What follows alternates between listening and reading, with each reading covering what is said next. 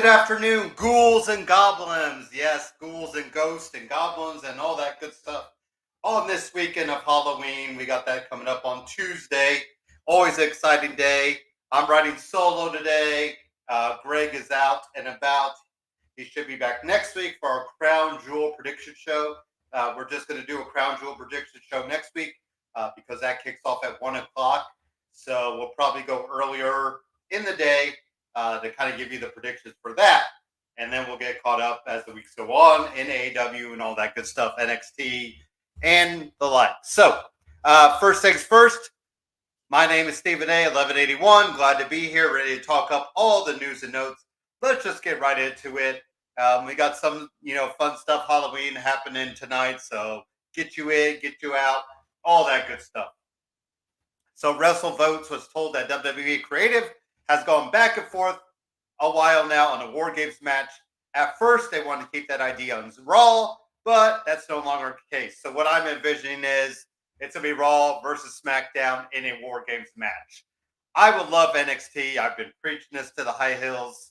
And now that, WWE superstars have been going back and forth, I think you do WWE versus SmackDown versus NXT in a War Games match through all the best women, all the best men, and just let them have at it. And I think that would be fantastic matches to have. So I hope that's the direction they're going. I'm guessing they envisioned at first maybe doing some Judgment Day versus, whatever combination of Cody, Sammy, Jay, and such. But I'm thinking now you're going to go Raw versus SmackDown versus NXT, and that's fine with that. Also, the plan is for Jade Cargill to be on Raw going forward. I don't necessarily like that idea. I think you keep her on all three brands. Personally, you make her a free agent that everybody wants, and you make her a bigger superstar than the brands because she goes wherever she wants to go. And then maybe you do a brand draft down the road, and that's where she gets picked up, sometime next year. But if she's on Raw, that's fine. I don't necessarily like the idea of her being brand exclusive because I think she's so much bigger than that and she do so much more. So, speaking of Raw, we did have pretty much Cody Rhodes, Damian Priest kick off the night. We were going to get Cody Rhodes, Damian Priest at Crown Jewel, even though Cody Rhodes was playing up, getting his ankles broken. So he'll be playing that up against Damian Priest at their match. We're also, we saw JD McDonough still there. Interesting, they've been touting him as a Judgment Day associate. So, maybe not quite ready to pull the trigger on him being in the Judgment Day. We still talked about it last week. Just probably waiting for Damian Priest to be out of there. And then you throw JD McDonough in his place to kind of see where things go there. We saw the New Day pick up a win over Alpha Academy. I'm going to pour out my 40 for Chad Gable's push because that looks completely dead in the water. He did bring up the idea that he would love to still go after that IC title, but, the looks of it, no one has taken that title off to WrestleMania, so maybe you can revisit Gable down the road. But, yeah, New Day picks up a win. Becky Lynch picks up a win pretty much in her last title defense of the NXT title. It does make you wonder if maybe her and Xia Li will still go at it. I think you could still pull that off by saying, have Xia Li say, I'm going to take you out anyway, just to prove my point. So, I'm good with that.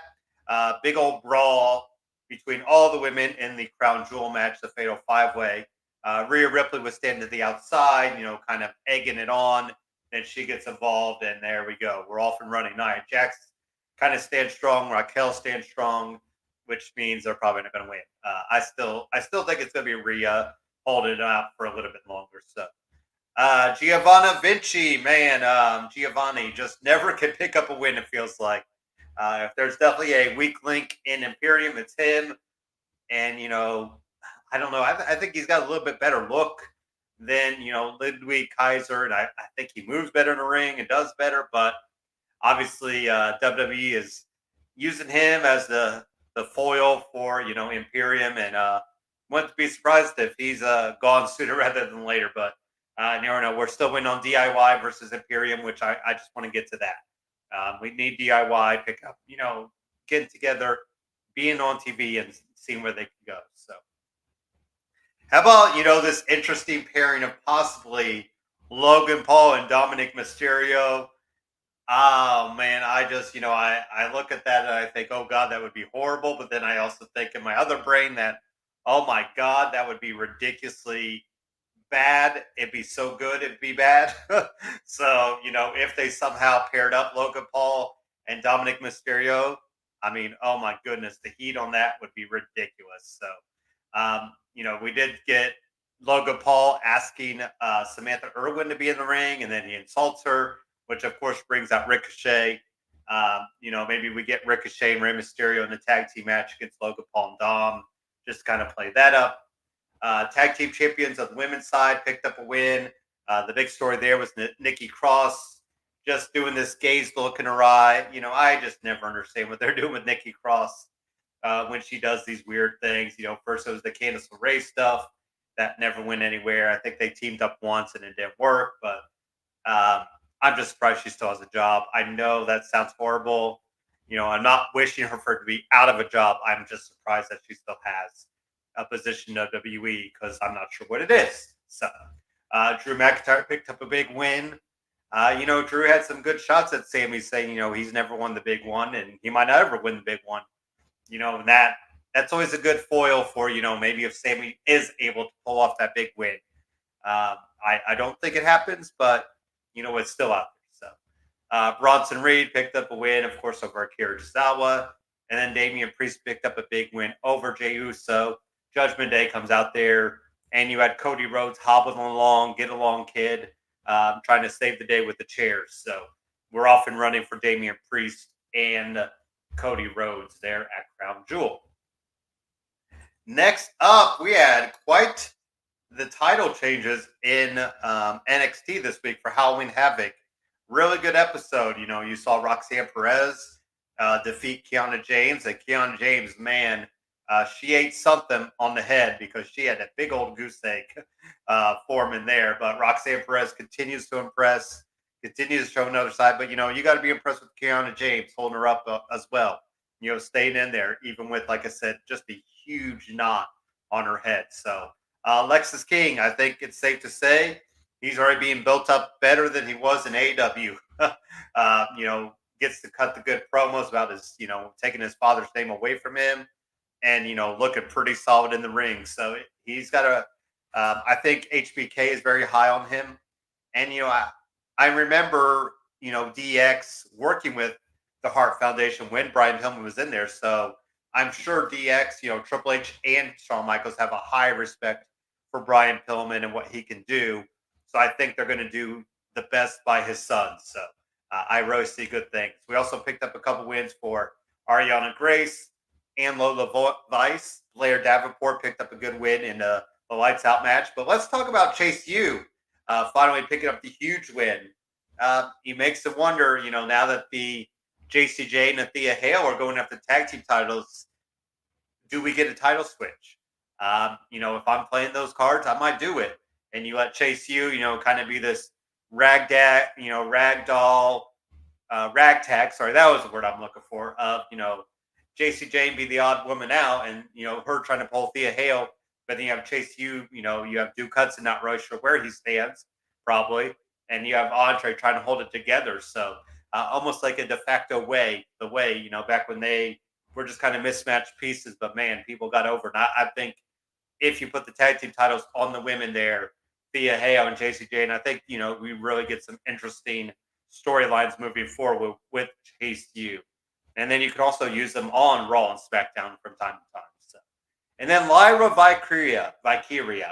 I've talked this up with Greg many a times that they're pretty high on her, and she's delivering, and it shows that she got the NXT Women's Championship over Becky Lynch. That's the seal of approval from Becky to let her beat her for that. So huge win for Lyra, and now the real story. Now the real work begins. What can she do with the title? How can she bring it to great heights? And just kind of see what she can do with it. So SmackDown, was full of chaos, of course, at the beginning. LA Knight, oh my goodness, if you didn't love LA Knight, then you might not ever do. He sits in the head of the table chair. He calls out Roman Reigns for suffering succotash. He, says what a meteoric rise he's had. He wasn't even featured at WrestleMania. So that's crazy to think of how high he is now. Just 6 months ago, if that. So Street Profits picked up a huge win over LWO. Logan Paul takes out Rey Mysterio, and that kind of gets that all going. Just building that up. Shotzi picks up a big win over Chelsea Green.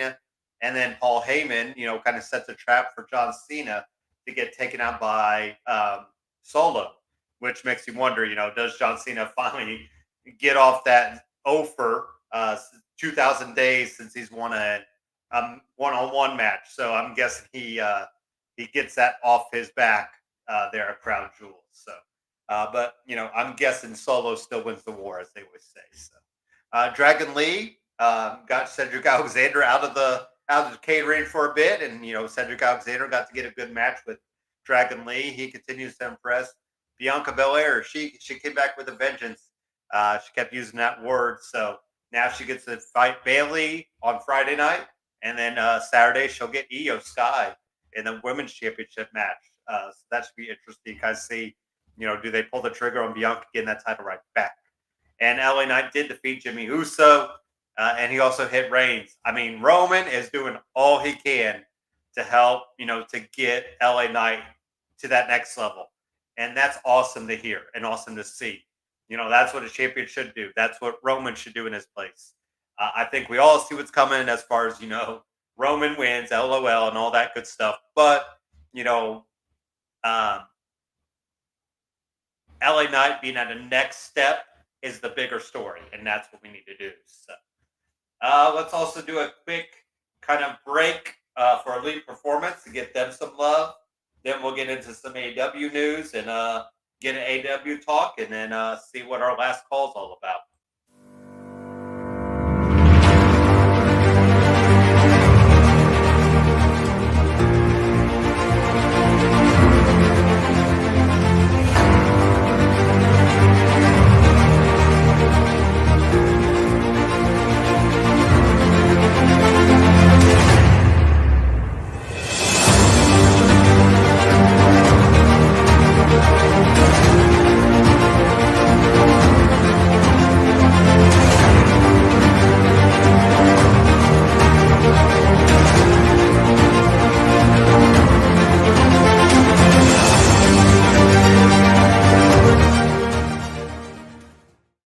Some news and notes from AEW side of things. So on Rob Van Dam's podcast, he implied that he recently received a phone call from WWE where he got officially unbooked for next year's WrestleMania. That makes me a little, leery of what was expected of him. You do wonder if maybe they're going to do an ECW kind of tribute. I think Paul Heyman probably really wants to make it done. You got Taz though in AEW.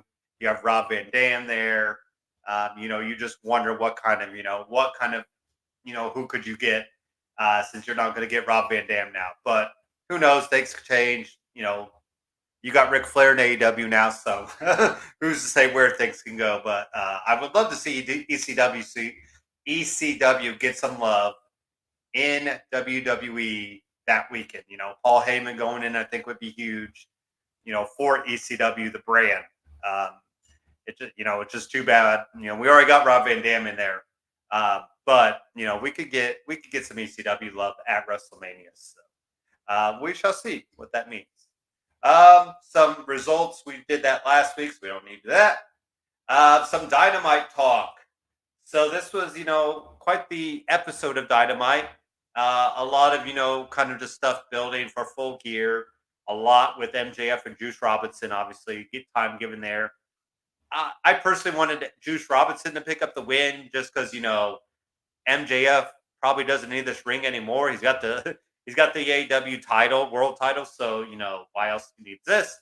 But he does do a low blow or, hits with the ring and gets all that good stuff and ends up winning. So there we go, MJF and and Jay White at Full Gear should be something to watch. I think that's going to be a really strong wrestling match, and kind of shenanigans probably will happen in that, but we shall see. I do wonder if we'll see the Devils um, unleashed there. So, look at Rob Van Dam picked up a win. Yeah, that happened. And Sting and Darby Allin's kind of in-ring segment. Tony Schiavone was there. Sting was received a gift. So you probably thought, oh man, he's going to get a car. He might get a watch. He might get a present. He gets Ric Flair. That's right. Ric Flair is an AEW. I'm guessing a short run. And please, to the gods in heaven, do not give us Ric Flair and Sting for Sting's retirement match. Do not give us Sting, Darby Allin, and Ric Flair as the partners. I mean, I just, Sting is Sting, but Ric Flair hopefully is there for the ride. Because we will see that Luchasaurus, Christian Cage, and Nick Wayne will face Sting, Darby Allin, and a partner. And oh my God, if that is Ric Flair joining them, I don't know what I would do. So, Young Bucks picked up a win with Hangman Adam Page. Sheeta picks up a win. She had Tony Storm come out and stare her down. So I'm guessing that's your next contender there. And BCC picked up a win. Best Friends came down there. Chaos came down there. All that good stuff. The big story there was Bryan Danielson really holding his mouth. Hopefully that is nothing major for him. So Rampage happened. It's crazy to think we had the one-on-one match, first time ever, of Santana and Ortiz on AEW television, and you put it on Rampage. That just, that tells me a lot of, where you see that and all that good stuff, but it's just weird that it is appearing there. So, anyway, Abaddon picked up a win, so she will get a Fright Night match, whatever they're going to call it there. Takeshita picked up a clean win over Kyle Fletcher, but Kyle Fletcher attacked him, and Hobbs came out there. Callis tried to stop Hobbs, so he wanted Fletcher to kind of get involved, and now it looks like Kyle Fletcher would be part of the Don Callis family. So you have Takeshita, you have Hobbs, Powerhouse Hobbs, you have Sammy Guevara, you have Will Ospreay kind of by default, and now you have Kyle Fletcher. So Don Callis is definitely recruiting galore there. So, and as we look on tonight, we got Kenny Omega and MJF going at it. I mean, that's a pay-per-view match right there. But we're blowing it on Collision, so that is crazy to me. And we shall see who actually, wins the title. I'm guessing, maybe shenanigans happen in that because I just don't think you can have MJF and Kenny Omega in clean right now. I think they're, because you have MJF chasing Omega's title run, his title length, reign, the number of days. So Sheeta's going to get another title defense with Abaddon in his Fright Night fight. Jay White goes one-on-one with AR Fox. House of Black is there. So plenty of stuff to watch tonight. That's kind of it. I know it's quick and easy. I thought I'd go short and sweet. Got my own little Halloween party tonight, so want to get stuff ready for that. And we'll talk to you guys next week as far as Crown Jewel is concerned. That's going to kick off at 1 o'clock here in the States, at least Eastern Standard Time, 10 a.m., Pacific time, since it's taking place from Riyadh, Saudi Arabia. So they're 6 hours, 7 hours ahead of us. So obviously that's the time frame there. So should be a really good night there. Roman Reigns and LA Knight, like I said, is the match to watch, kind of get there. And good stuff there. So thank you for watching. Sorry for the short and sweet, but hey, we got it done. You can catch us next week, and we'll talk to you guys later.